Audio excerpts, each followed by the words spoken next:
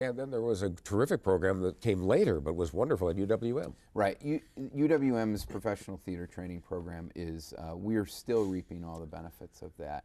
And I think we will continue to reap all the benefits of that well into the future.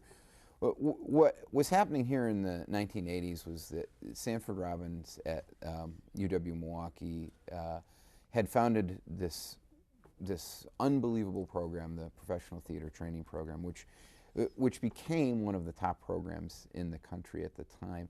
And it attracted people not only from our state who are interested in higher level training as an actor, but from all around the country.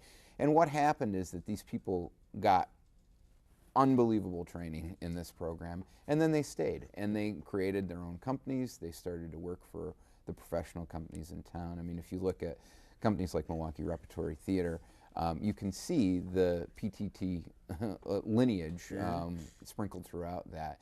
And it's really what that has done, good, bad, or indifferent, whatever your feelings about the program, it has always caused performers in Milwaukee to have to perform at a higher level because they know that there's other actors around that are well trained and passionate about what they're doing. You have a wonderful line in your book. You say that with Milwaukee, theater has never been about promotion. It's about product, which I thought was a wonderful way of looking at it. Mm-hmm. Well, you know, I've had lots of conversations and thought long and hard. Well, why doesn't a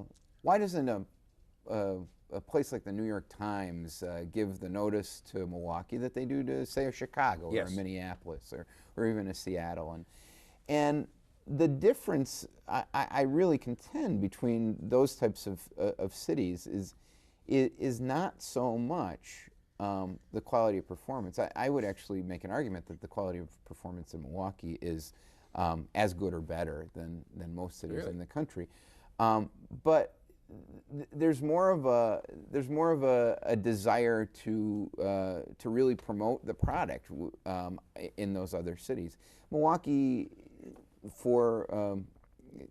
I don't know. It could be a good thing or it could be a bad thing. We're happy to be working, and we don't necessarily need to have the spotlight shining on us from outside sources. We talked about the Miller Theater, which morphed into the Milwaukee Repertory Theater. Again, a great number of very well-known actors came out of that rep. Mm-hmm, mm-hmm. You know, three actors of note that you know, you can kind of track their careers from the rep. Jeffrey Tambor was a very popular television actor. Judith Light, very popular television actor, and Charles Kimbrough. They all had their start at Milwaukee Rep back in the 60s. Other actors like Tom Berenger was an actor there in the 1980s. Friends of mine did plays with Chris Noth, who a lot of people remember from Sex and the City, and I think he's on Law and Order now. But actors like that would come through Milwaukee Rep as well.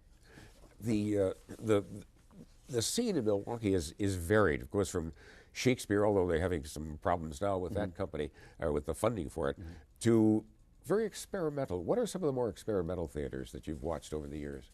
Well, Theater X is definitely the one that you need to talk about in terms of experimental theater. Theater X started from a group of UW Milwaukee students, not students in the professional theater training program, but students that were interested in exploring more experimental forms of theater. And they started here, their genesis was here in Milwaukee, but they were really more well known as a touring group internationally. They did a lot of things in the Netherlands and really made their mark there. They won an Obie. They're the only Obie award-winning a theater company from Milwaukee for scenic design for a play that they did in New York. Obie is a major thing. Yeah, it's a major thing for off-Broadway theaters. It's kind of the Tony Award equivalent for off-Broadway theaters. And you know, out of Theater X came smaller groups that would kind of explore that experimental form, or tales, I think, that maybe were a little bit more off the beaten path.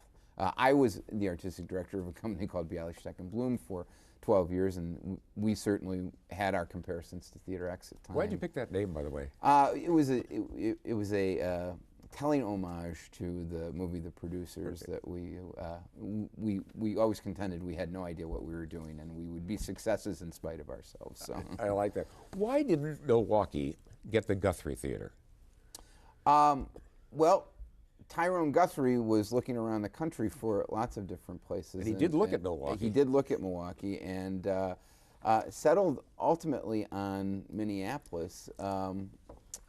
You know, and I'm not exactly sure the ultimate reason for that, but Milwaukee was one of the places that he did take a look at. You know. The others, we didn't mention Ruth Shudson, one of my favorite people, has been a guest on the show. Yeah. Montgomery Davis. Right.